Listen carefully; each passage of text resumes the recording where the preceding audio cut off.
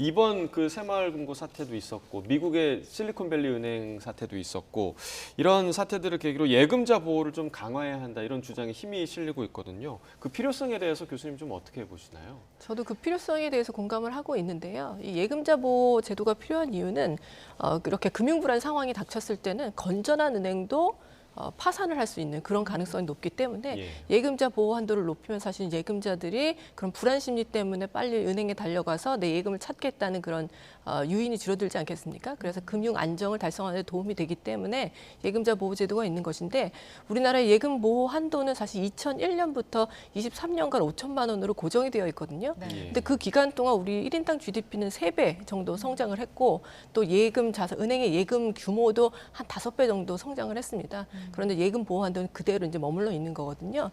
그래서 이제 이것을 좀 상향 조정을 해서 우리 경제 규모에 맞게 좀 예금 보호 한도도 높이고 금융 안정을 좀 달성하는 데 도움이 되는 것이 어떻겠는가 하는 그런 필요성이 제기되고 있고 저도 거기에 공감을 하고 있는데요.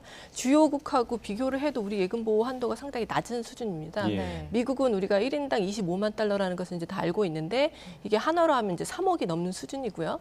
그다음에 일본 같은 경우도 이제 현재 환율로 환산을 하면 한 9천만 원 정도, 뭐 영국 같은 경우 1억 5천만 원 가까이 되고요. 그러니까 주요 선진국과의 GDP 격차를 비교를 해도 사실 우리 예금 보호 한도가 상당히 낮은 수준이기 때문에 이것을 좀 현실화할 필요는 있어 보입니다.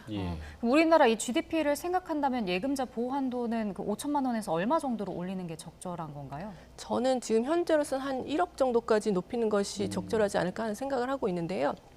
우선 주요 국가의 이제 GDP 뭐 격차라든지 이런 부분을 고려해서 생각하는 부분이고요. 사실 예금 보호 한도를 무작정 높인다고 반드시 좋은 것은 아닌 게 이 예금 보험 한도를 높이면 당연히 금융기관들이 예금보험공사에 지불해야 되는 이제 보험 요율도 올라가게 되어 있거든요. 그럼 이것이 결국에는 이제 소비자들에게 대출 금리가 좀 올라간다든가 하는 방향으로 또 이제 전가가 될 수가 있기 때문에 무작정 이제 한도를 높이는 것이 좋은 것은 아니고요. 하지만 이제 경제 규모에 맞게 적정 수준으로 조절을 하는 것이 필요하다고 생각합니다. 네.